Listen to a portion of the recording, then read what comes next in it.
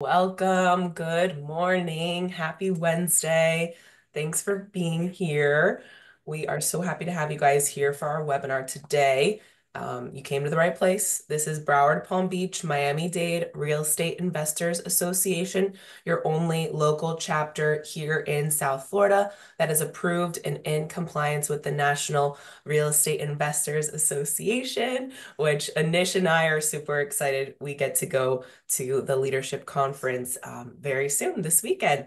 So we'll be, taking a little breaky poo, but we'll be back. It's only like 2 days, guys, so no big deal. We'll be back. But you guys, my name is Alexa, COO at BPM RIA.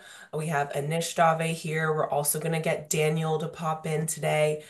He is the sales manager at Lending Spot. You guys know Anish Dave, our CEO and lead mentor. So today, where it's going to be more of a podcast, laid back style. So make sure you guys are telling us what your questions are, what you guys want to hear, what is happening, and how we can help. So we're going to talk about how to master the changing market and specifically creative financing, cash flow strategies, all from a 25-year lending vet. So he knows what he's talking about, you guys. So please utilize him today. And to get us started on a super positive note, you guys know I love this stuff. We have a raffle.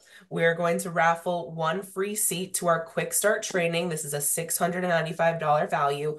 Go ahead and text the word Quick Start to 954-800-6961. You guys, go, go, go. Details are in the chat box. So go to the chat, text the word to the number, and I will announce the winner at the very end. So good luck, you guys.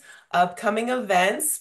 We got them all. We got them all, guys. So please go register on our website, bpmreia.com. Click that upcoming events button that you see on there. I'll link it in the chat for you guys. We have a fun webinar this Friday, so hopefully you guys can pop in for us. We're going to do an Ask Me Anything. So an AMA all about real estate with Anish Dave, our CEO. There might be some mentors popping in. Who knows, you guys? Come and check it out and find out for yourself and come with questions. We want to help you guys out if we can with whatever is possible in your real estate investing businesses. So please show up. Next week, we have free webinar, AI powered growth, build your brand, save time and scale. Guys, another Friday one because we're going to the National Real Leadership Conference. So we'll see you guys in a week, okay? So come this Friday, we'll see you guys in a week. And we'll bring back a lot of good and fun and informational and just helpful things that we're going to learn at the conference next week in Charlotte. So we'll see you guys very soon. And in-person workshop, if you guys are looking for in-person, you want to network, we are going to be, actually, I forgot to put the address here for you guys, but this is the Total Wine in Kendall. Full address is on our website. So go make sure you go press the link in the chat, go to October 26th, RSVP for the free in-person workshop. There's limited seating and it's at Total Wine. So you know that one's gonna fill up extra quick. So we look forward to seeing you guys there where we can turn procrastination into a crushing superpower. So we'll see you guys there and it's a quick one, only 2 hours. And then I have been getting calls, guys. It's so funny. You guys are in alignment with what we have going on. I've been getting calls specifically about multifamily. So I really want to see you guys show up, show out, bring the questions, all the energy for our webinar on Tuesday, October 29th. We're going to go we're going to get in deep. So just be ready. It's all going to be about mindset, multifamily, and millions, and how we can do that, through real estate partnerships. So, and to last but not least, we have an awesome webinar, Scaling Success from 20K to 40 oh gosh, guys. This one you're going to want to be at. You're definitely going to want to be at. So we're going to wrap up the month. Really great webinar. I don't know why I put Saturday. I think it's a Friday. Wednesday. It's a Wednesday. Oh, sorry, guys. Wednesday, October 30th. We'll see you guys wrap up the month with a really, really great free webinar. So, with that being said, go ahead and text BPM REIA, all one word, no spaces, to 954-800-6961. If you prefer getting those text updates with the registration link straight to your phone, super convenient, super easy. Leave out the little quotation mark thingies for me, please. So this gets triggered properly. So you start getting those messages with the registration link. Super convenient. Love it. Go do it. It's in the chat. Details are in the chat. All right, boot camp, as you guys know, it's coming around the corner, November 16th and 17th, 2 full day virtual training. We're gonna learn wholesaling, flipping, rehabbing. We're gonna have 4 guest speakers, all local business owners on this training. It's going to be member, non-member pricing. And for some of you that don't know or haven't checked it out or booked a call with me or anything, we do have some cool things that we've added in the training. We've added AI, we've added creative financing. So you guys, it is cameras on, microphones on, extremely interactive. We want to serve you guys, and we're going to be there with you from 9 a.m. to 5 p.m. Saturday and Sunday, grinding it out, boots in the ground virtually. So you guys are going to love it. Member and non-member pricing. And I see a lot of you guys, most of you guys actually have already attended. So that makes me really happy. As you guys know what kind of deals we're looking for, and you know that we want to work with you. So we hope to see you there at the next one. Members, as you know, you get all the goodies. You get the National RIA benefit package. You get in free for our 4 quarterly networking meetings that we have per year. November 6th, I repeat. You guys, I would love to see you there. Make sure you get your memberships before November 6th so you have a super smooth and just a great experience. Bring friends, half price, $10. Enjoy the snacks, enjoy the vendors, learn as well. Like it's a great night. So we want to see you there, and you want to get access to your benefits, Home Depot, Cama Plan, Rent Perfect, Avis Budget. The holidays are coming around. Maybe you need a rental car. I don't know, you guys, but just get it because you're going to save so much more money than what the membership costs. So go ahead and click the link in the chat to go get your memberships, mentoring and coaching. Last but not least, you guys, and I will let these guys take over. We have one-on-one coaching programs available at BPM RIA. We put up 100% of the money for our students' deals and split the profit 50-50. If you want more information about the programs that we have available, go ahead and book a call with me on the website. Go to bpmria.com. Link is in the chat. Book a call with me so we can set aside some time to, see what your goals are, see if you're a good fit for this program. I can share the breakdown of everything that's included in the programs that we offer, as well as the pricing information. So go book your call with me. I love chatting with you guys. It's like my favorite part of the day. So please go book the call with me. I want to speak with you. My email is also in the chat, and we wanna see if this program is a good fit for you and get you to your goals. So you guys, if you're interested in funding your education and you want to access the funding, all you need to do is scan this QR code and apply.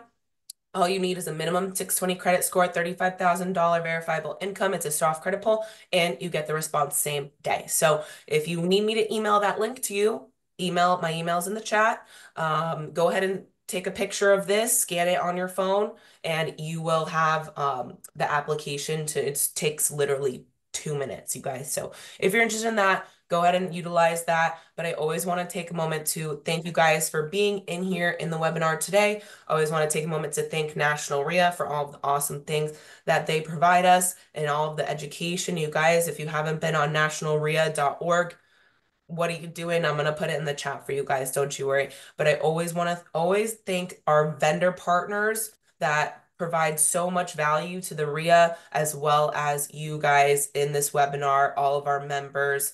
And I just appreciate you guys so much. So with that being said, we're going to do awesome things in this webinar today. We're going to answer so many questions. I already know it. So to make that easier for us, go ahead and put those questions in the Q&A box. You'll see in the Zoom menu, there's like a little question mark and it says Q&A. So go ahead and press that button and put your questions in there. We will be doing pulse checks in the chat. So we hope that you guys are, not driving or working or whatever. We're happy you're here. So thank you guys for being here. I'm going to be putting helpful links in the chat throughout today's webinar, but we don't want to miss your questions. So please be sure you put those in the Q&A box. We love Thank you so you much. so much, Alexa. Thanks for all the announcements. I've seen some of you guys last night. I've seen some of you guys Saturday, or I should say last day. So thanks for hopping on so many webinars. I do see some new names on here. So just in case you guys don't know, my name is Anish Dave, CEO of BPM RIA, one of the founding members of Next Mill Mastermind. And we were formerly known as BRIA, the Broward Real Estate Investors Association. My background, I've been in real estate investing for 25 plus years. I am the go-to guy for the Miami Dolphins Business Combine, the professional athletic community. I am still licensed as a mortgage person, and I've also been a licensed agent for 20 plus years. And so today I wanted to do a webinar. We haven't done one of these for a while about lending. And a lot of you guys have some misconceptions about lending out there. I know things have changed. Things are definitely different from 20 years ago. And there are special loans for investors that are cashing out. There's a ton of new products out there, whether they're portfolio or bank statement loans or DSCR loans that our investors are using. And if you really want to scale your business, you want to use the right leverage.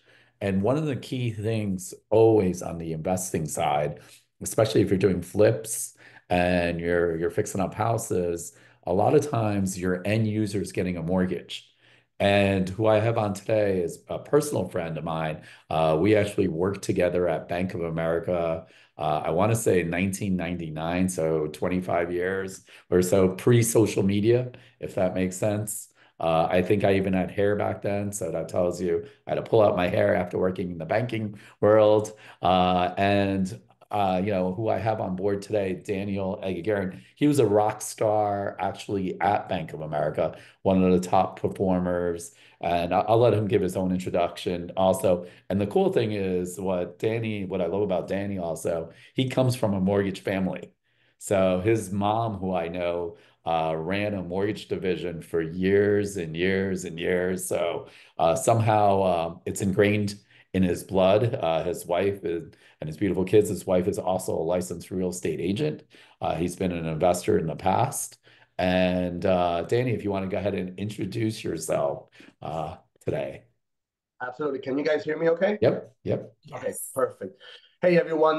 Like Anish said, my name is Daniel Eggagarin. I've been in the mortgage business since probably 1998. And as Anish had mentioned, it's in my blood. My mother was also in the mortgage business as well for 40 plus years. As currently right now, she's retired and she's also a real estate investor as well. So, I've just recently, in the last probably year and a half, me and my partners officially opened up our own mortgage company.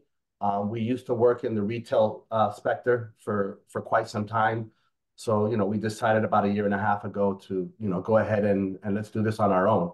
So, as Anish was saying, I deal with a lot of investors, whether it's purchasing multifamily, purchasing, other types of properties, or even cashing out on some of their properties that they want to go ahead and invest in other properties. So, I typically help a lot of investors in the market right now. A lot of them also like to have the capability of getting the financing as easy as possible. And as Anish mentioned earlier, a lot of these loans that I do are what was called a DSCR loan, which is a debt service ratio loan. So basically, as long as the rent in that community, the comparable rent in that community covers the mortgage payment, we're able to lend on that property. And then a lot of investors also like to keep the title under their LLC name as well.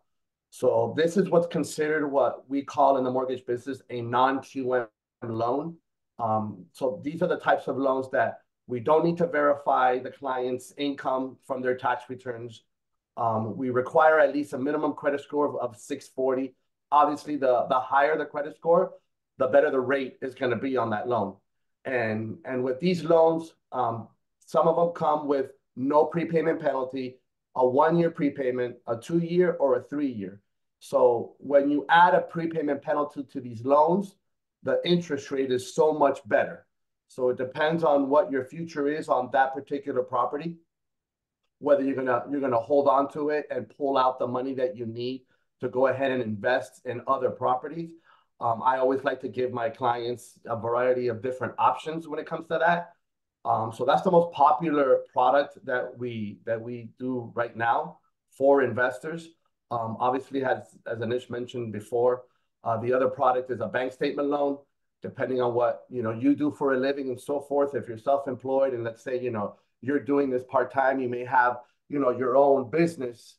We can also use deposits from your bank accounts to generate income as well.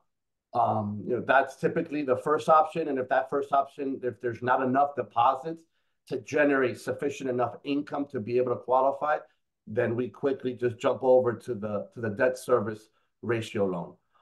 And then currently, as we speak, I'm doing a short-term Airbnb loan on the West Coast for a client of mine that was buying a condo. So the short-term rental income, when it comes to an Airbnb, may benefit as well. So just to have that in mind as well, for those investors that want to invest in maybe an Airbnb type of property and generates, we can also take a look at those properties as well and see what that particular area can generate some type of short-term income. Yeah.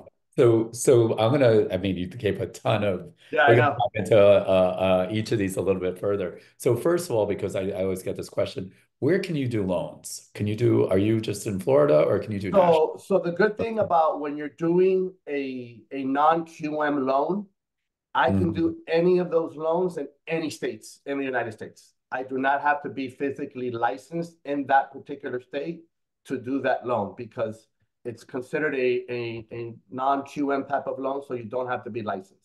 Right. So that means like what you mentioned, bank statement loans, DSCR Correct. loans, any of those, right? So you cannot do FHA or conventional loans in other, Only in the state of Florida. We're only in able to do Florida. FHA and conventional in the state of Florida. Yeah. So we're gonna, because I know some of you guys are new to lending. Can we kind of actually, we're gonna, I call it dumb it down a little bit. So like the basics of financing. So can we go over what a conventional loan is?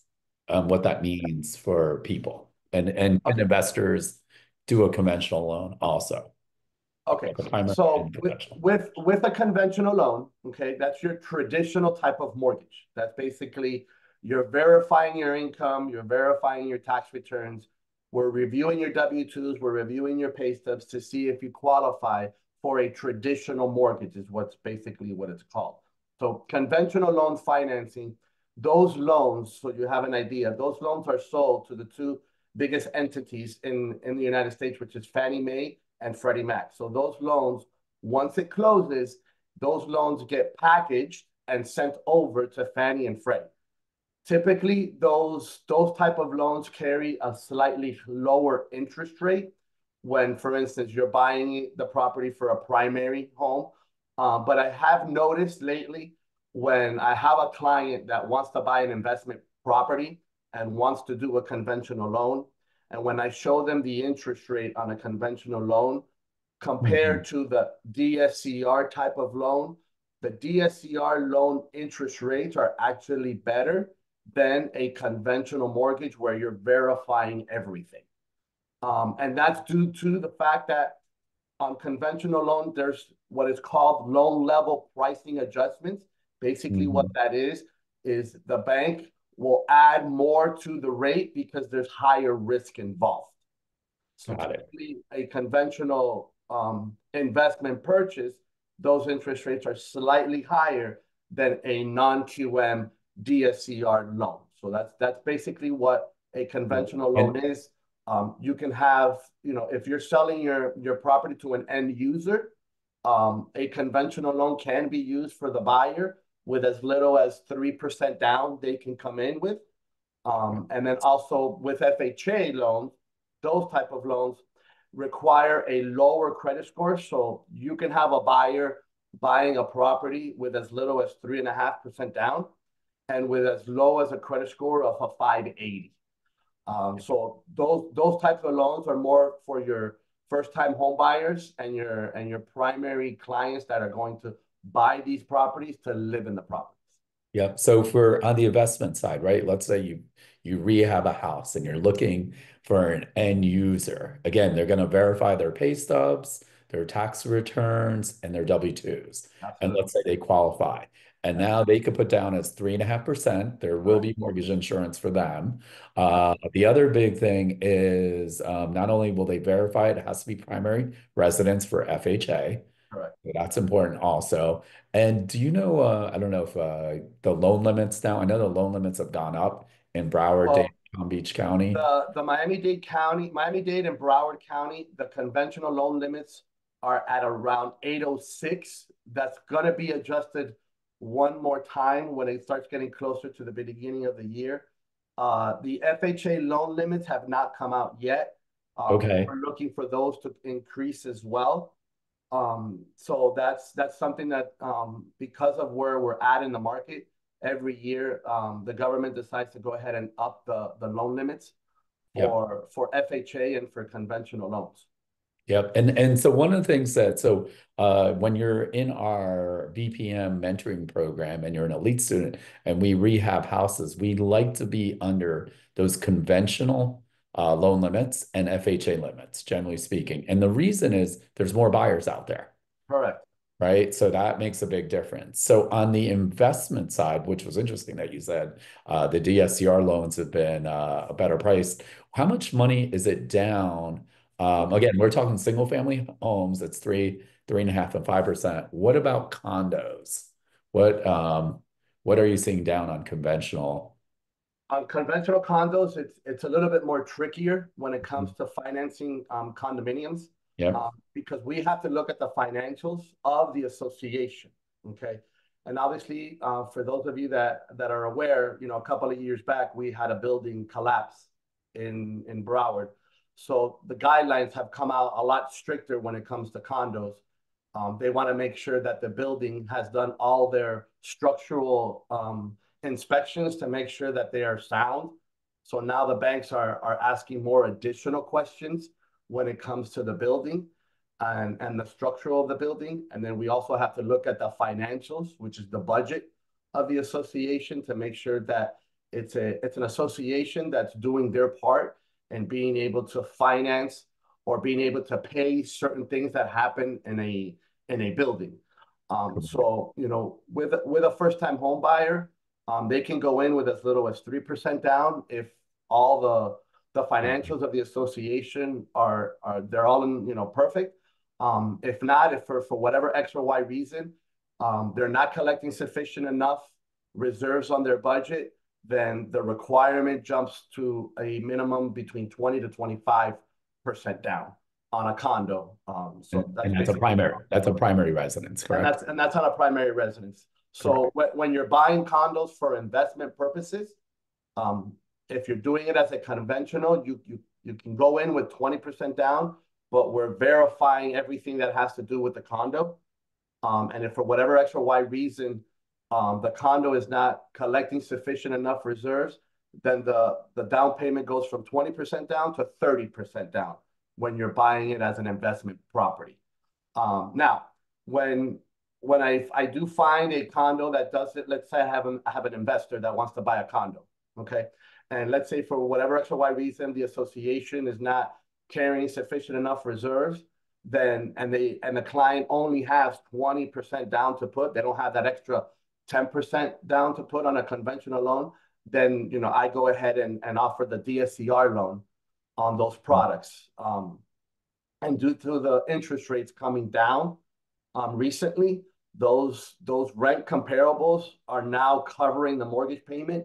I would say about a year ago, when a client was doing 20% down, because the rates were high, that particular rent was not covering the mortgage payment. But now I'm seeing that since rates have come down, now those DSCR products at 20% down, now it's covering the mortgage payment. So I typically take the client towards that product when it comes to buying an investment condo. Yeah, and so what's really important, what Danny said, is that it's the association documents that we're looking at, that budget. So you might have a client or you yourself might be perfect, right? 800 credit score, you have this, it won't make a difference because the association has to fit the guidelines. Yeah, we have to underwrite the association. I can have the perfect client, Yep. but if the association is not up to date on their financials, and as a consumer and as a buyer, you're going to want me to also do that homework as well to make sure that you're buying in a building that has their financials in order. Yeah, absolutely. So I think that's always important. And since we're sticking on condos, the other back question I get, I know obviously the building and serve side and we're seeing right now is a lot of the older buildings are getting massive assessments. How does that affect on I just had a friend in North Miami, I forgot the name of the building right off Biscayne, but they got hit with $135,000 assessment. Yeah, when it comes to assessments, we also take a look at those as well. When it comes to a purchase Mm, of a condo that has assessments, I typically see where, the sellers will either, pay the assessment at closing, or the seller and the buyer will say, okay, let's meet halfway. So always there's some type of negotiations when it comes to an assessment on a yeah. particular building where, both parties somehow come to an agreement, and see who's going to take care or take on that assessment as well. So that's what I Yeah. typically do when it comes to that. And so on the condos on an investment, you're saying it's minimum, like you should, most investors, they should, I would say budget 30% down would probably be the best case Yeah, scenario is the 1,000%. right thing. And then maybe you might be able to do 25%. Is that what you're saying? Correct. Yeah, Okay. 1,000%. Yeah. Yeah. And then what about I know in the past, you guys on the lending side, you're looking to see how many investors are in there. What Well, happens yeah. if When it comes to conventional financing, we do take a look at, Fannie Mae and Freddie Mac do take a look at how many investors are in a particular building. correct? So when the concentration is a high concentration, okay, that's something that's not favorable when it comes to financing, okay. Um, Now, when it comes to buying a primary home, um, that question when it comes to how many unit owners are investors compared to primary, when it's Mhm. a primary, it's fine because we want as many primary people inside of a building. But as an investor, if you're buying a condo and there's um, a lot of investors in that building, then that particular bank may say, wait a minute, this 60% of this building is investor. I may not want to lend in there. So that is when it's a conventional loan. Okay. So when I run into that scenario where, a client wants to do a conventional loan to buy a particular unit, and the concentration is high, and Fannie and Freddie Mac say, hey, unfortunately, we can't lend on a high concentration of investors. That's where I go back to my non-QM loan products, and they allow a high concentration of investors. So that's the difference between the two. Yeah, and what's really important is like I never knew this before I got in the lending world. And the perfect example is when we actually both worked at Bank of America, we were really limited on the products. Yeah. So I always thought, oh, I'm going to go to my local bank, right? I'm going to go to Chase, Bank of America, Wells Fargo, and I need to have pay stubs and I need to do this. And if I don't have that, I can't get approved. And so what's really important is working with, an organization where Danny, he has all those traditional products and then he has some other ones. So Correct. some are portfolio where the bank services themselves, some again are non-qualified, which gives you more options. Uh-huh. And as self-employed people, right? And Danny's seen my tax returns in the past. He jokes about it. He's like, man, you can't even get approved for a bicycle. And that's because I'm using advanced tax strategies. I want to limit my tax exposure.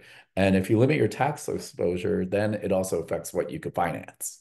So you Correct. can't do both to an extent, So unless you do one of these non-qualifying products. And what's pretty cool now is to hear that that rate is actually lower, or even if mhm. it's the same, that's amazing. Yeah. When it So in South Florida, we have a high concentration of a lot of self-employed borrowers. Okay. So when it comes to self-employed borrowers, let's say, let's call it 15 years ago, it was pretty cut and dry. Like, here are your tax returns. If you're not declaring sufficient enough income, I can't do a loan for you. Plain Yeah. and simple. Okay. So your big banks of the world, they're always going to continue to do those type of products. So, if you're a self-employed borrower and you write off everything and you come into the bank and say, hey, I want to get a mortgage, you're not going to be able to get approved from a bank, whether it's Wells Fargo, Chase, Citibank. They're going to say, unfortunately, we cannot lend to you. Okay. But because I'm a mortgage broker and partner of my own company, we have over 58 lenders that we use. So just to give you an idea of the types of products that are out there, we have what we've already mentioned, the DSCR loan. We have a bank statement loan where we can use personal bank statements or business bank statements. We have a 1099 loan where we grab the 1099 and let's say you make $200,000. Well, we take the $200,000 divided by 12. Okay. We have a profit and loss loan where all we require is a licensed CPA to provide us a profit and loss statement and shows that your net income is, A, B, or C. We can use a profit and loss statement. So those type of programs that I just mentioned, your banks do not offer those programs whatsoever. And those type of programs are more geared towards your self-employed borrowers.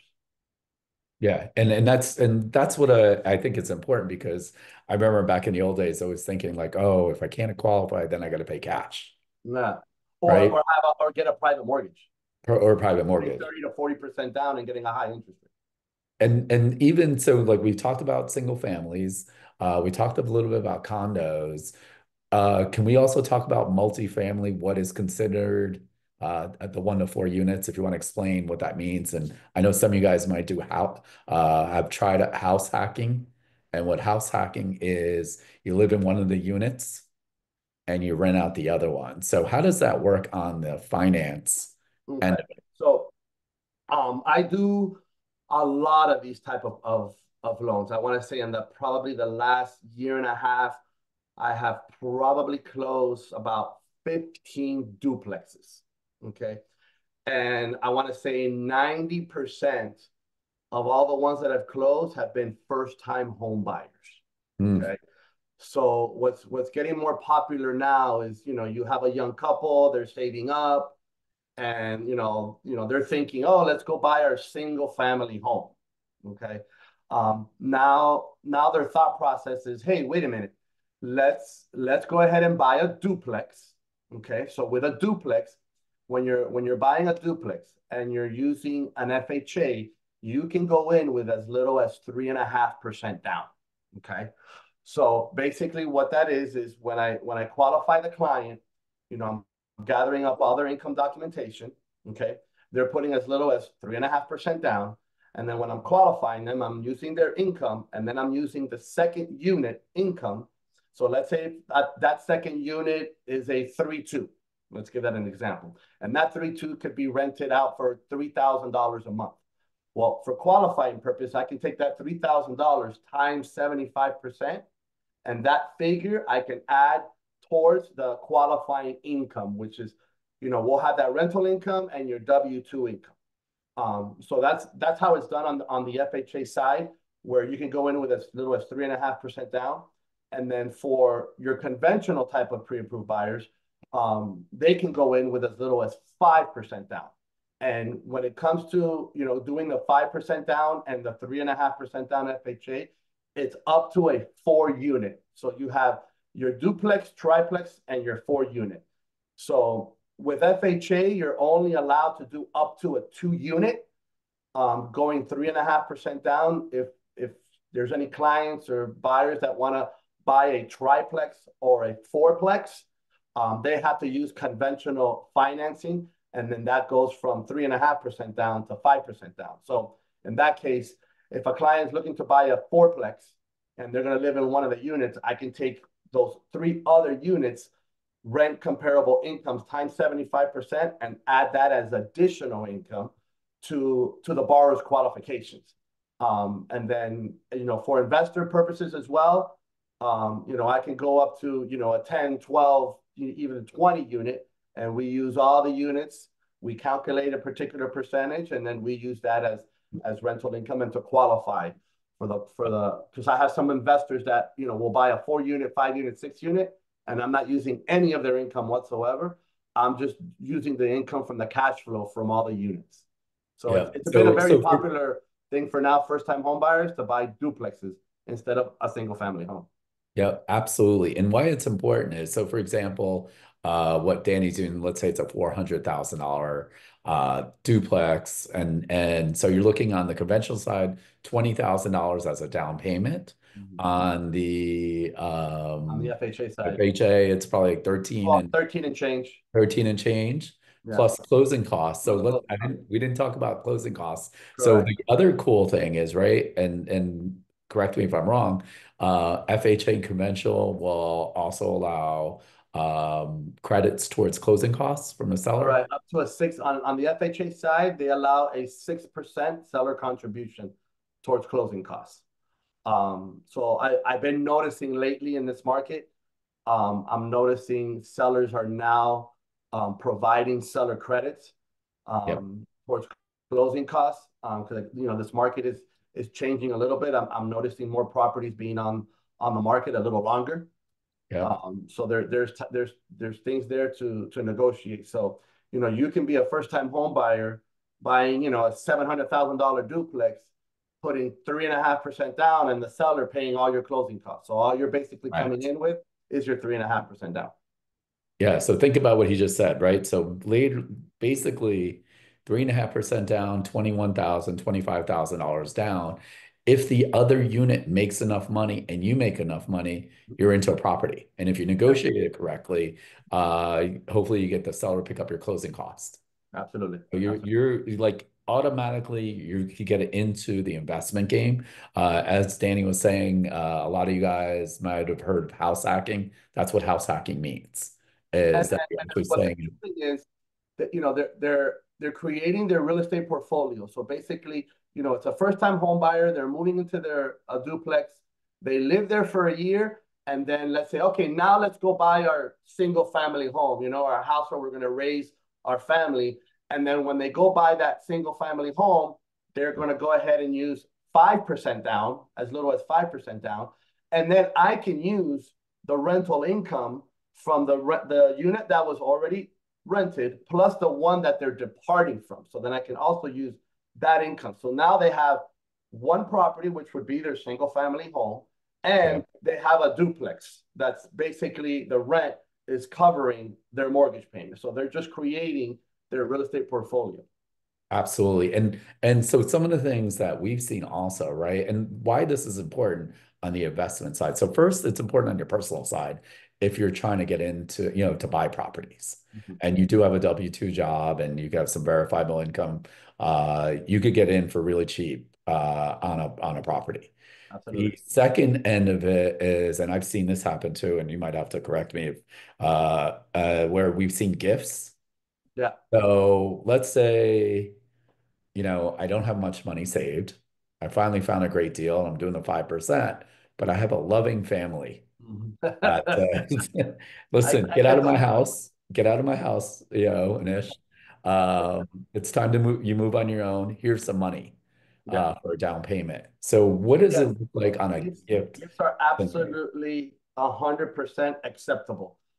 You can have a gift for the whole purchase when it's your primary home. So if your parents or someone wants to give you, $100,000 to buy your first home, they can give, and you don't have to have any of your own money in the transaction. The whole thing can be a gift. Absolutely. Yeah. Yeah. So that's another way. Again, these are important things again, especially on the investment side. What I love is I always get when we rehab the houses, Danny's our preferred lender. And what I mean by that is I know a lot of people have their own lenders. I've just seen Danny come in and clean up the mess more often than not. It just makes my life easier because we know what the products are. And what we always tell everyone, Danny will tell you, I tell you to every day, like your mortgage guy is your friend. And what I mean by that is tell him the truth. Tell him like what's really going on with you. He's going to find out one way or another. And he's going to, remember, he works for you. He gets paid when the loan goes through. So, when he's packaging that deal for the underwriter, it's got to make sense. So that, like, no surprises is what I tell people is again, you want to be upfront and let him figure it out if there's a solution. The other one that we've seen also, I love our veterans, the VA loans. Do you want to kind of Mhm. talk about what the VA Yeah. loans a little bit? So for those that are veterans, you can get financing, and a lot of the veterans know that they have this option where you can go in with 0% down payment. Like VA covers basically your down payment. And then the credit scores are a lot, you can get in with a credit score of at least 500 on the VA side. So basically, you're going in with zero money down, and then you just have to come up with the closing costs on a VA loan. And sometimes, if you run into a seller that's willing to contribute towards the closing costs, you as a VA, you can actually buy a house with zero money out of your pocket. Yeah. And those are coming out a little bit more, and a lot of veterans sometimes don't even know that they have this benefit for them. So it's a pretty easy process. And then I always like to educate, especially on the realtor side. We can't ignore our veterans when it comes to submitting offers and so forth. So I like to get involved with with my buyers, and when they're going to present an offer to a particular realtor and they're using a VA, I like to get involved in that asset to make sure that the realtor feels comfortable enough that this client will qualify and that this deal will close. Yeah, and I know, like, so Danny's actually based out of the Coral Gables area. I know you do a lot of loans in Yeah. Homestead. So if you guys are investing and you're doing rehabs, imagine being able to put a new veteran or put a veteran in a new home, Yeah, and it's absolutely. safe. It's a win-win for the veteran. It's a win for you. When you rehab these houses, you make money, and this is how we're changing neighborhoods. So I think it's always important when it One comes. thing I do want to mention, especially on this call when we're rehabbing, is Mhm. when it comes to an FHA loan. Let's say you're rehabbing a property, and then you're going to put it on the market to an end user, and then that end buyer comes in and using an FHA loan. It's extremely important that we need to make sure that when the property was purchased and compared to when you're putting it on the market, it has to be past 91 days when it comes Correct. to an FHA loan. Because, if, and this may, I mean, Anish, a typical rehab is taking how long on an average, would you say? Yeah, it's a couple of months. We've had some that we had our team and the bones were so great. We did it in 45 days, Okay. and we actually had to wait the 91st day Okay. to sign a contract. Yeah. So So on the conventional side, you're okay with that. yeah, But if you see an offer coming in and it's an FHA offer, and you know that you haven't hit that 91-day mark, yeah, a lot of these realtors are not aware of that. They don't look up the county records to see when, the yeah, investor purchased the property. And then you need to be aware and let them know, say, hey, I noticed that you submitted an offer on it with an FHA buyer. Did you know that, we've only owned this property for 2 months? Because then at that point, you can't, you have to wait until the 91 days. I mean, yeah, you can't, absolutely. you can do it before 91 days. It just requires two appraisals to be done. Yeah. Okay. And then making sure that those two appraisals are jiving at the same time, because that's what can destroy a deal. Yeah. And also that I know sometimes they wanted to see the repairs. I'm just going to tell you overall, what I found just from experience, we've always waited 91 days. Also, what Danny's been able to do for me is they got approved with someone else with an FHA client. I have Danny, take a look at it also. And what a lot of times he's been able to do was turn it to a conventional loan. Yeah. Right? They didn't know that they could actually qualify. Maybe their lender didn't really give them both of the details or what really happened, and they were able to convert it. Or, hey, they actually do have the 1.5% extra, right? Instead of 3.5, they have the 5%. And we didn't have to wait the 90 days. Correct. So I think that's always really, really important when it comes to knowing that, and whether it's FHA or conventional. Let's talk about a little bit about, and I got a bunch of questions too. Yeah, So I know. I noticed that there's some questions as well. yeah, so I'm gonna kind of, well, you know what? Let's run through a couple of them. So Alejandro's asking, what about foreign investors? Okay. but no social. So when it comes to foreign investors, I'm actually doing two right now using the DSCR loan. Basically, the requirement for a foreign national to get financing is between 25 to 35% down, depending on the type of property they're purchasing. Obviously, they don't need to have a social. They just need to have their funds inside of a U.S. bank account. So, basically all I need from them is, a copy of their passport from where they're from and, last 2 months of their bank statements, and then I can go ahead and do the financing. It's a pretty simple loan to do when it comes to foreign nationals, because there's really not a lot of documentation. And obviously these foreign nationals like to put the properties in an LLC, and that's, I encourage that as well. Yeah.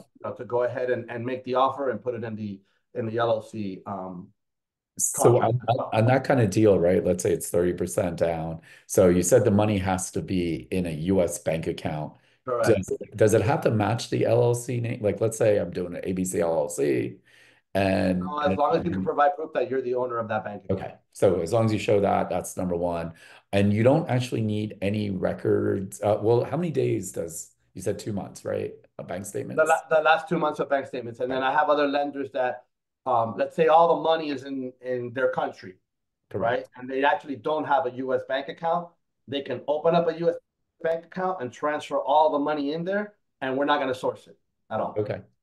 Where it Yeah. came from. Yeah. So source, and they would just need, would you actually need bank statements from the foreign country if it's from No, Colombia? No? we have some lenders that don't require sourcing of the funds. Okay. So that's important, guys. So let's say it's a quick deal, or you have other investors and you're selling your house to them. Again, there's a way where the money's not yet in the US and still can be done. Correct. Oh, Absolutely. that's pretty important on that portion. Let's see. I have Sharon saying let's see, is the Caribbean an extension of Florida? Can't use this loan there. Antigua. No. I like the country, but yeah, we can only lend in the United States. Yeah. So, Sharon Morrison, how does a Corp LLC individual buyer borrow loan differ? All right. So when it comes to that question, that's more of a CPA accountant type of question.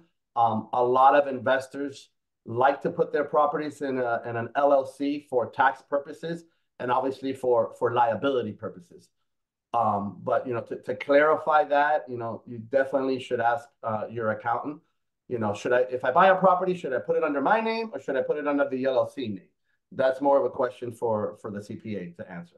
Yeah, on the financing, would let's just assume everything's investment. Does it matter on percentages down? If it's 20, 25, 30, makes no Whether difference. you're going to put it in your own name or you're going to put it in an LLC, same down payment, same interest rate. Yeah, and that's assuming non-conventional, Correct. right? So Yeah, conventional loans, conventional financing does not allow you to put your title under an LLC name. So it correct. has to be a non-QM loan. So if you go to a bank and go to Regions or Citibank and say, hey, I want to buy an investment property, I want to put it in LLC, they're going to say, no, unfortunately, we cannot do that. Yeah, it can't be done, right? And the challenge, I know some of you guys, it becomes a challenge because I know what was happening in the past. People would do a conventional loan and then they would transfer it into their LLC. Yes, you could quit claim it. There's doc stamps. The challenge is, let's say now it's 5 years later and you want to refinance it. It can be, right? I mean, You can what's the, still what? refinance it as long as you show proof that you're the owner of that LLC. Yeah, yeah, Now, technically, I mean, I've been doing this for a long, long time. I've never seen it happen, ever, ever, ever, ever, ever. But it does exist where if the bank finds out that you changed the title into an LLC, they can accelerate the mortgage and say, hey, we yeah, noticed that you changed the title. You need to pay us off in the next 60 days. yeah. That is One sale clause. in your documents. I've never, Yeah. ever, ever seen it happen, but it Yeah. does exist. Yeah, it's a due on sale clause. So anytime the lender on that 100-page package in there, it says, hey, if you transfer the title in any name, it doesn't matter if you own it or not, Yeah. the due on sale clause can be. I activated and you will have 60 days to pay it off. Yeah, So again, you want to make sure, and if you think you're going to put in an LLC, it's just easier to do it upfront, correct. is what I would tell you. 1,000%. Yeah. So, and again, so purchases, we're probably looking at, is it safe to say 25% LLC, or you should tell everyone to budget 30 and then maybe, Just budget 30 because I've done an investment property at 20% down. I'm doing one right now. yeah, But it's an Airbnb. So my rental income was $30,000 more than the actual payment was going to be. And so that worked at 20% down. But sometimes the 20% down, depending on the market rent, may not cover the yeah, mortgage. So then it generates me to go up to a 25% down for it got to. it. And there was something that I wanted to touch on that you said earlier when we are talking about the house hacking. And Danny said that, listen, I'm going to take the rent from the other side of the unit, the $3,000. He said 0.75. The reason is the bank does 0.25 for vacancy. For vacancy, absolutely. Right. So just because I see this all the time, hey, the renter's been living there for years. Got it. And Great, awesome. yeah. And so when we're underwriting, right, when I'm buying properties, I underwrite it with vacancy, with the 25% in there. Personally, if I was keeping it, I would add a management fee of 10%. And then I would also add in 5% for maintenance. But Correct. on the lender side, it's the 25%. 25% always. It's always What 25. and the second part of that question I wanted to ask you is, well, what happens if it's, and this I see this all the time too, is where they're saying they're getting 2,000 a month in rent, but the market rent's 3,000. So Yeah. let's So when assume, it comes to that, yeah, we're always the bank is always going to take the lesser of the two. So ideally, what I always want when people are buying um multifamilies, like my ideal scenario is please let it be vacant. yeah, Like that's your ideal scenario that both units or at least one unit is vacant. And typically when I do the duplexes, um, and with a real estate with a realtor that all he focuses on is selling to first time home buyer duplexes, we always need to make sure that at least one of the units are going to be vacated within 60 days of closing. So if he's looking at a duplex for a first time home buyer and those two units are rented and they're rented for a year, well, I we can't we can't offer on that particular property because one of my clients has to move into one of the units. And typically what I notice is month to month. So if they're not vacant, your next best option is that they're month to month. And when it's month to month, that means that you can let them know, hey, in the next 60 days, I need you to vacate. correct. So when you're looking at something like this, like I said, first option vacant, second best option is month to month leases. Yep, yep, yeah, that's super important because a lot of times I know investors or they're thinking, hey, they could take that full amount on the rent. So it Correct. doesn't matter. It doesn't matter if they've been there forever or not. And typically, Um, when I see a month to month, I can always, since they're going to be leaving, right, and they yeah. notify, then the lender will take what the appraisal says over than what it's actually rented for. Yeah, yeah.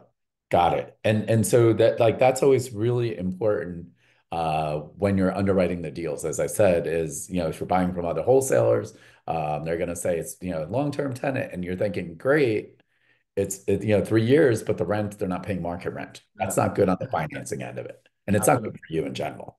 You want to, on the investor side, at least be at market rent Market rent. as a minimum on when it comes to that.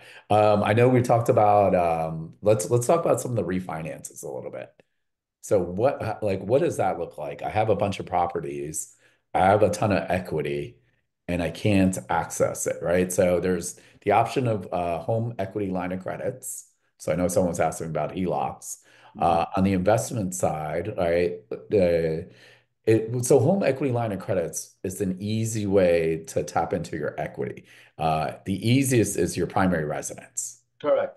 Correct. I know back in the day, back when we were doing stuff, there were lenders out there doing lines of credits on investment properties. are there any, do you have any lenders or are you actually seeing that right now? Because So, again, the lending game changes constantly. so there's three ways to take out money from a property. You can either do a refi, cash out, okay? You can do a home equity line of credit, or you could do a home equity loan, okay? So the difference between the home equity line of credit and the home equity loan is, let's use a $200,000, loan for an example, okay? On a $200,000 home equity line of credit, it's like having like a high limit credit card where you only pay on what you use. So you'll have a $200,000 line of credit. If you take out 10,000, well, you're only going to pay on that 10,000 that you took out. Okay.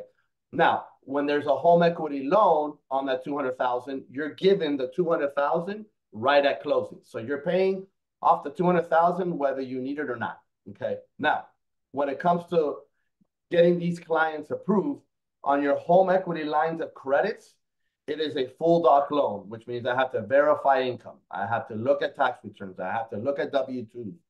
And yes, we offer home equity lines of credits on primary homes and also on investment properties, but those home equity lines of credits are a full documentation loan. So if you're a self-employed borrower and you're not declaring enough income, you're not going to be able to use a home equity line of credit on that investment property. So in order to take out money, then you have the other option. Either do a refi cash out on that investment property, which typically has lower rates than a home equity loan. On a home equity loan, those loans, I can either do them full documentation, or I can do bank statement loans. I can do a profit and loss loan, and that's the money that's given to you right all up front. Those interest rates are typically higher than if you were to take out a refinance cash out. So for an example, I have a client that's doing a home equity loan, and it's about $184,000, and the interest rate, excuse me, is at 9.25% because he already has a first mortgage. Okay. Now, for a client that's, has a property free and clear and wants to do a home equity line of credit, home equity line of credits are based off of prime, the prime rate. The prime rate right now is at 8%. And typically, with these home equity lines of credits, they'll go prime +1, prime +2. So you may be getting a home equity line of credit at 9% or at even 10%. And the only, obviously the only feature that has is that you're only going to use the money when you have to use it. It has a higher rate. But if you were to do a refinance and let's say do a DSCR loan, refinance cash out, yesterday I did a quote for a client and it was at 6.99%. So there's a difference already. Yep. If you're going to do a refi cash out compared to a home equity line of credit or a home equity loan. Yep. And the second part of that on that home equity line of credit, the payment, not only the interest rates are higher, usually I think is it a 10-year or 15? So yeah, so it's an interest only payment for the first 10 years. Okay. On the 11th year, whatever is owed on that particular line of credit, it transfers over to a principal and interest payment based off what the rate of the prime is at that time. And it's a variable rate. So your home equity lines of credits, the rates can change depending on what the prime rate does. Correct. Right. So years ago, obviously before all the interest rate hikes, my line of credit at one point was prime -1. So I was at 3%. Yeah, that's same awesome. line right now, you're looking at 7 or 8%. So it can, again, it's just the cost of money. You have to build that in. If it's long term, what I could tell you on the financial end of it, if you're going to refinance and take the cash out and buy something else, the cash out refi is usually better in the long term on payments. Yeah, because I'll tell you this, my investors that use lines of credits are investors that use it to fix another property that they're going to flip. And then that line of credit gets paid right back. So the interest that they pay is not as much And they like to have the flexibility.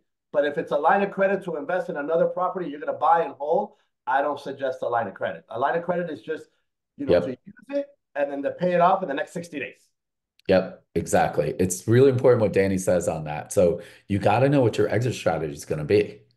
The other thing I like to say is, and I know this happens to Danny all the time, is that what I tell people is do the refinance already or do the line of credit already so you have access to the money. Mm-hmm. Challenge happens is you have a ton of equity in your house, let's just say your primary, and you want to take it out and you're looking for properties and then you find something. And now you're like on a time crunch of trying to getting both loans done. And you're still competing with other people out there. Maybe it's enough of a cash out refinance where you can pay cash on the deal. You're up Correct. against other investors like me that are paying cash. So of Correct. course they're going to take my offer versus someone else's out there. So I think it's always, you got to figure out, again, it's already the end of October. Hey, am I going to try to buy 2 or 3 more houses next year? Am I But going it's to? funny you say because I sat with a client yesterday that wants to start investing into multifamilies, and Mhm. he's got two investment properties right now that are free and clear, right? Mhm. Um, so what I started to do with him, because the rate was so much lower on a DSCR cash out, I'm starting the process of doing the refinance, right? Mhm. Getting it towards the end where I have a clear to close, but I'm not going to close yet until he finds the other property. So Correct.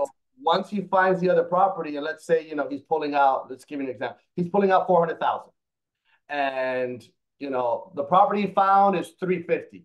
Well, technically he could place his offer as a cash offer Correct. because I have his refi ready to go, and as soon as they accept his offer, and let's say he goes through inspections and everything Yeah. is fine, then I can go ahead and close on this in 24, 48 hours, and then he has the cash to buy that property cash as well. So that I've done in the past with multiple investors.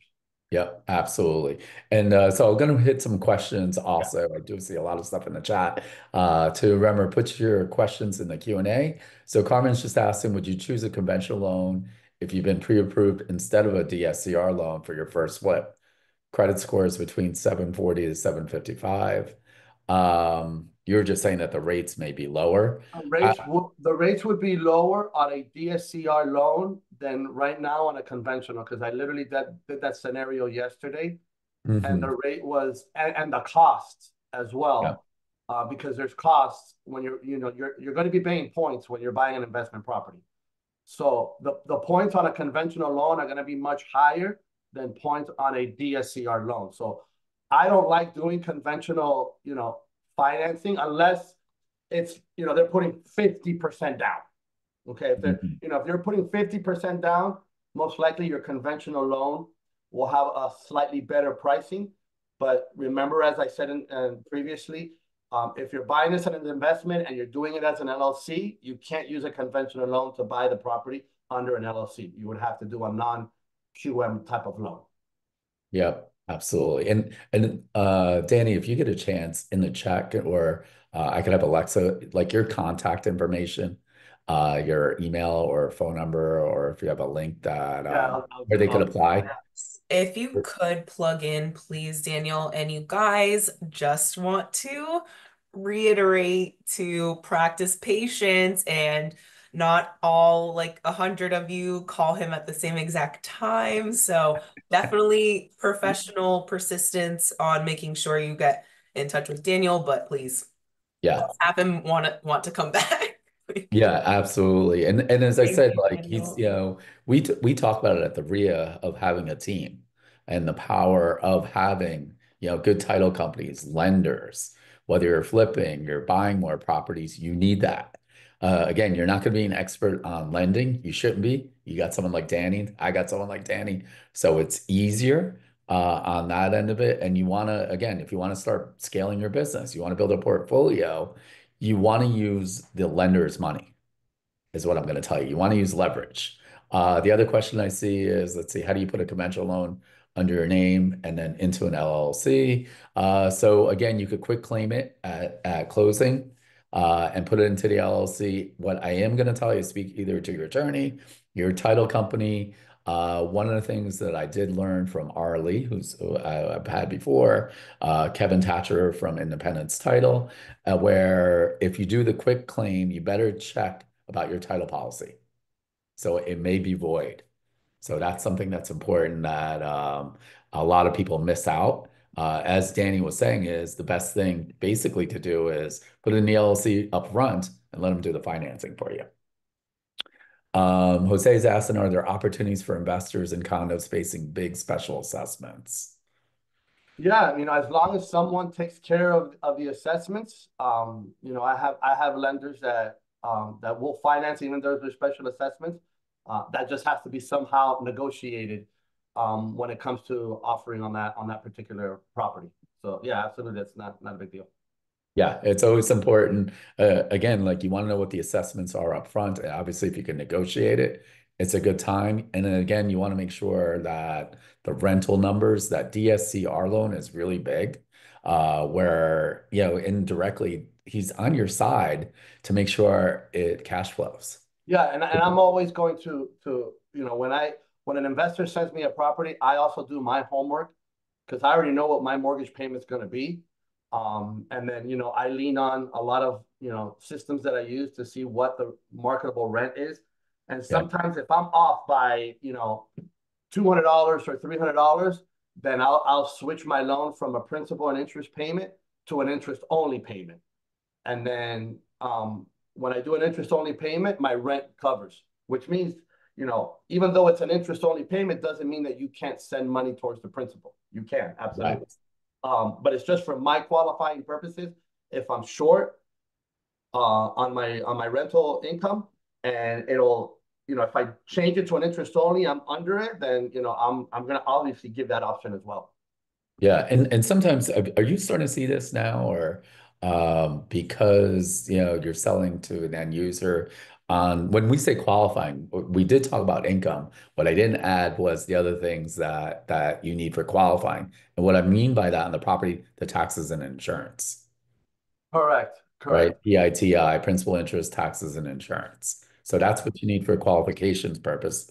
What are you seeing? I hate the I word insurance, what's happening right now, and like are they killing some of the deals based I mean, on I will tell you where I'm having the most struggle with when it comes to insurance is not on single family homes or townhouses. It's condos. Okay. Um, on their master insurance policy. Obviously, because of high insurance costs in the state of Florida, these associations, when they're meeting to renew their insurance policy, and they notice that it may have doubled from the previous year, they're all talking to the insurance agent and saying, hey, how do we get this insurance down? And the insurance agent says, okay, yeah, you can get it down. Just go from a 5% deductible to a 10% deductible. But then they're not understanding that the moment you do a 10% deductible, Fannie Mae and Freddie Mac do not allow a 10% deductible on a master insurance policy unless that the policy is with Citizens. Okay. So I've been lucky where, I've had a 10% deductible on a master insurance policy on a condo. And when I saw who the insurer was, it was Citizens, and I'm good. I'm safe there.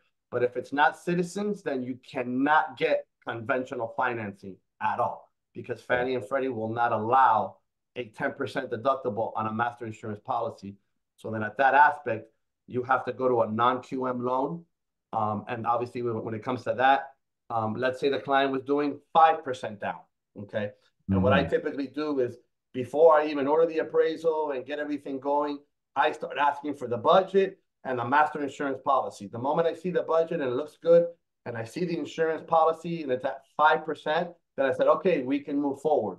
But if I see that the budget doesn't have sufficient enough reserves, or I see a master insurance policy that has a 10% deductible and it's not with Citizens, I'm like, hey, this condo, you cannot make an offer on because If you still want to buy this condo, you got to do 20% down.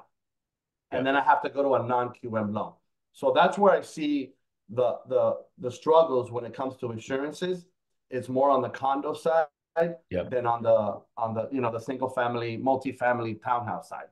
Yeah, and it's important to get pre-approved just so you guys know. If you're buying retail or even on the investment side, whether it's a DSCR loan or something of that nature, they're going to want a pre-approval or they want to see proof of funds. Yeah, So I always tell people it's the easiest, get the green light from Danny, give him whatever you need up front.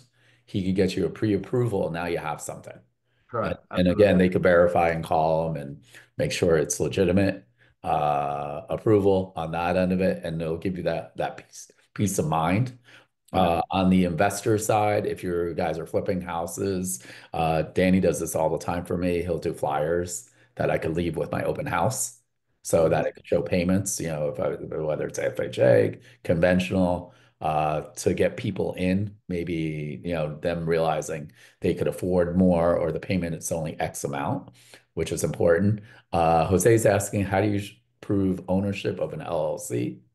Well, when you open up the LLC from the state of Florida, you're gonna have who the owner is on that LLC. So when I'm doing a loan and it's already an LLC, I'm already asking the client, please provide me your LLC docs, because in your documents, it's gonna have your name that you're the owner of that LLC.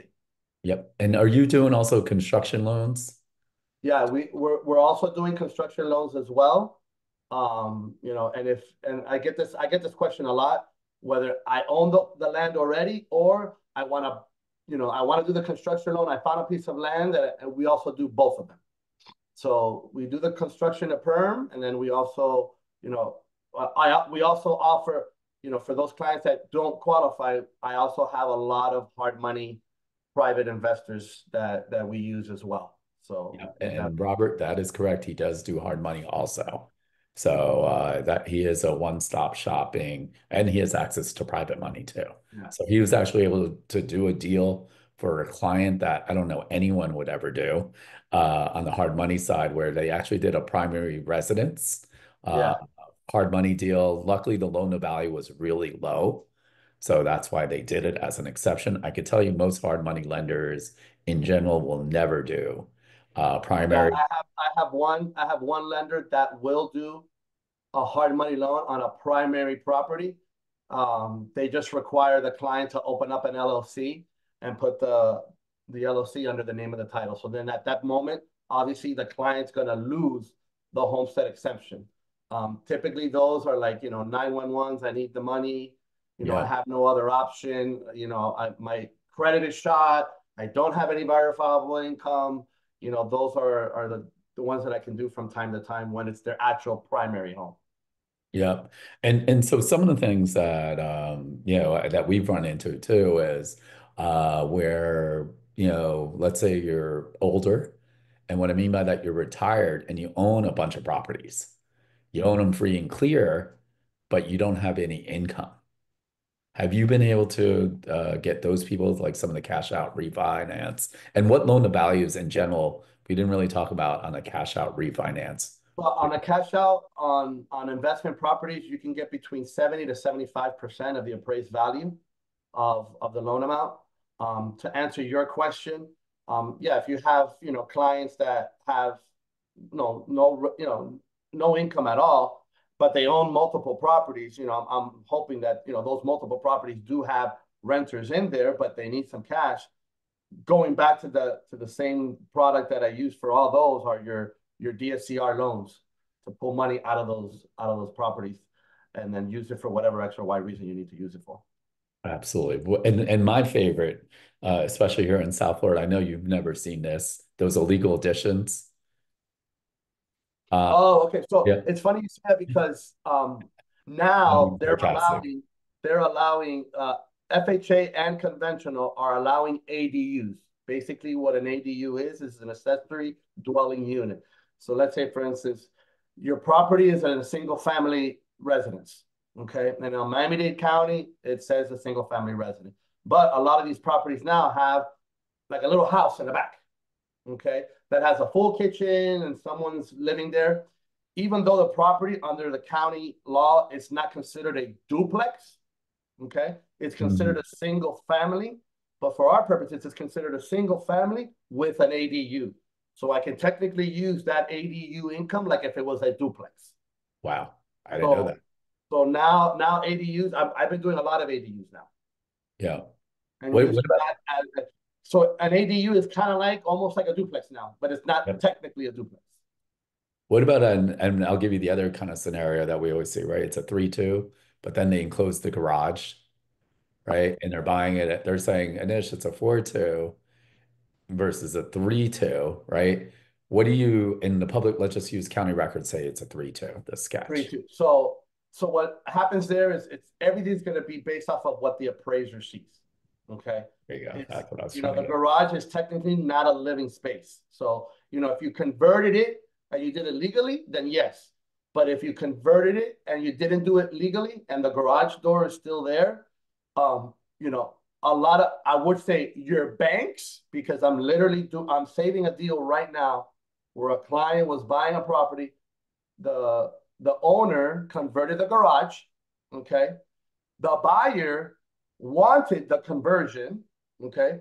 Right. And the bank was telling the buyer, saying, hey, the only way we can do this loan is you have to demolish the whole garage and put it back to a functioning garage, right? The seller says, I'm not doing that. The Yep. buyer says, wait, I want it how it is. So then Yep. I had to come in and save the deal. And then when I saw the pictures of the garage, the only thing I asked them to take out was the stove. I go, remove the stove. So, you know, on the previous appraisal, it had it subject to converting that garage back into a garage. My appraisal came in yesterday as is with a cost to cure. So now, because my appraisal report says as is, I can continue with financing. So Yeah. I've never had an issue when it comes to financing when I have a converted garage because there's a lot of converted garages in Yeah. Miami Yeah. Dade around town. Absolutely. And You and know, and what's really key on that, right? So the other lender, I'm not like whatever lender they want, so I'm not putting them on the spot because of that appraisal, it's a no deal. yeah, they killed the deal. Versus, They killed the deal. yeah, versus now we're just saying the cure, the cost to cure is just removing the stove and everyone's happy.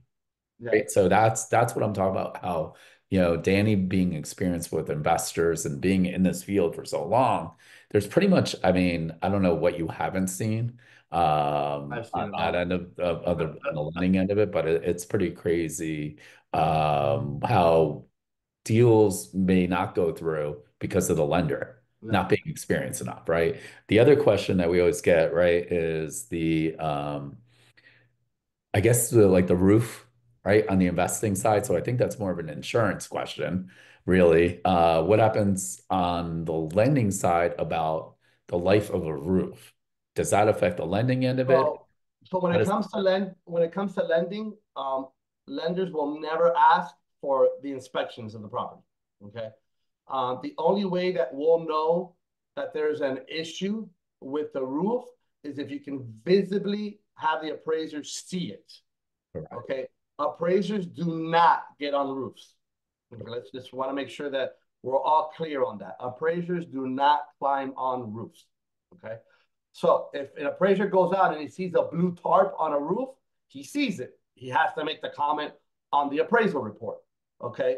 So typically, I let all the clients know. I'm like, hey, my appraiser, remember, is not going to get on top of the roof. So if there's a roof issue, make sure that when he goes there, he doesn't see it. It's Yeah. basically it. Take care of what you guys got to take care of. And now when it comes to the insurance, I work with different insurance agents that still can provide an insurance policy.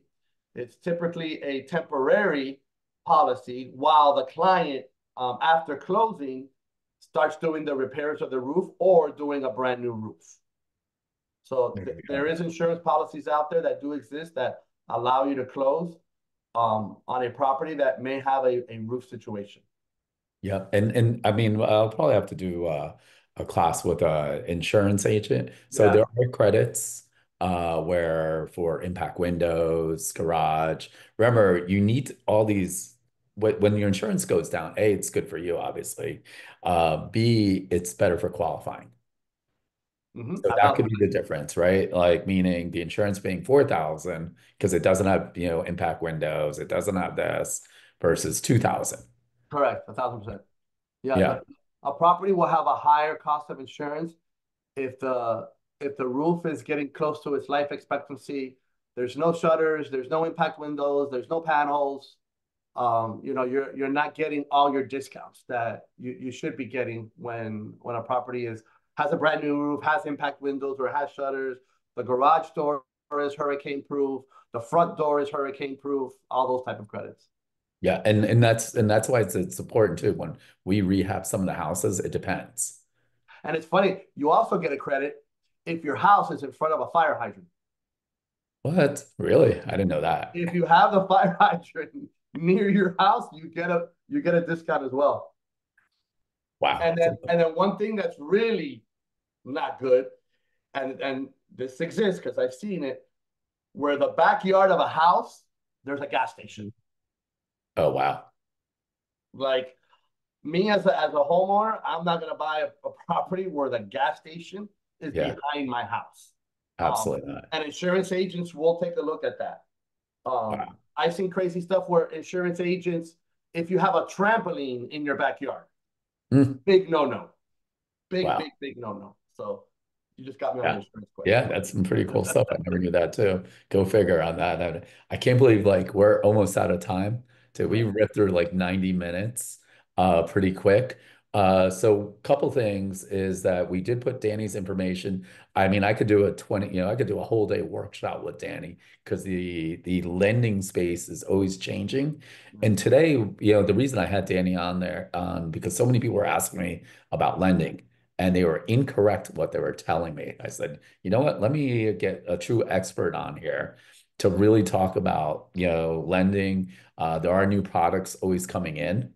So what Danny talked about today might not work tomorrow. He talked about also, and again, just because of time, like we didn't even talk about the short-term rental product that he has. So if you're doing that as a business, that's a possibility. One of the things is if you do reach out to Danny, make sure you let him know that you were on the BPM RIA webinar.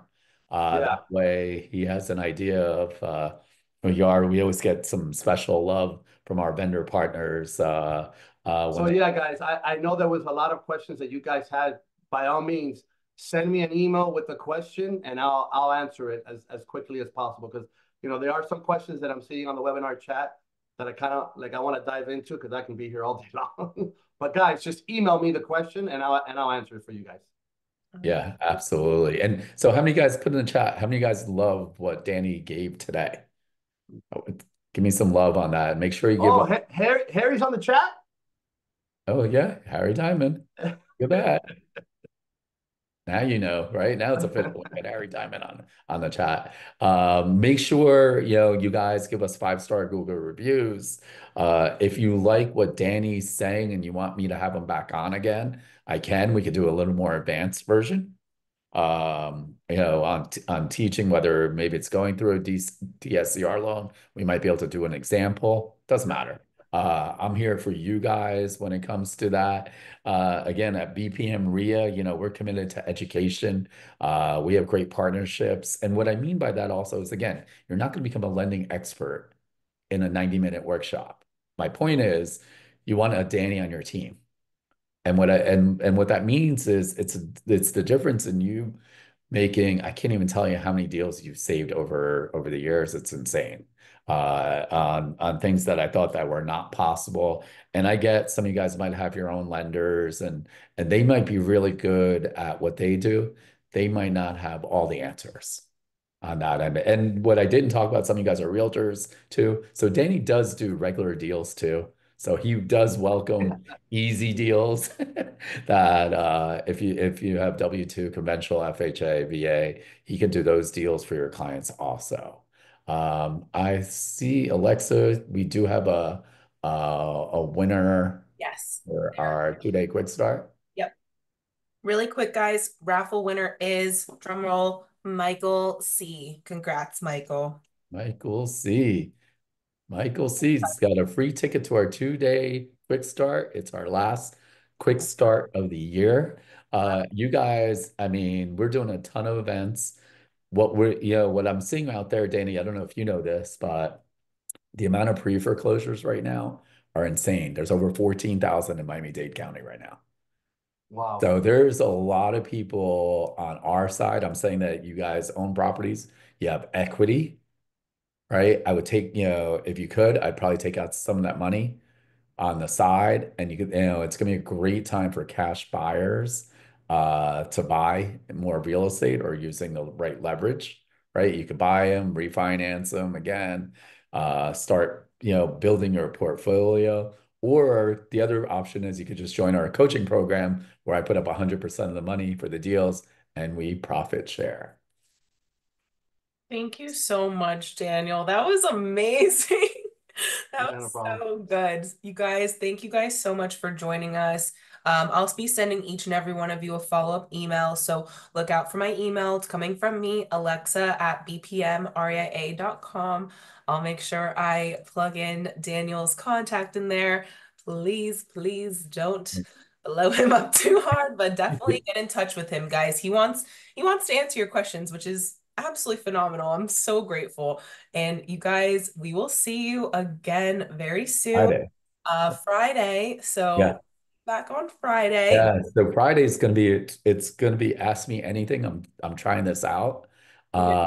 So and then of course then I had to make sure I put Ask Me Anything about real estate. God knows what they'll ask me uh in general. And I'm a loose cannon, so maybe I'll say some things that and we definitely won't record it because I don't want a recording because God knows what might come out of my mouth. Number one. Also I want to thank, Danny.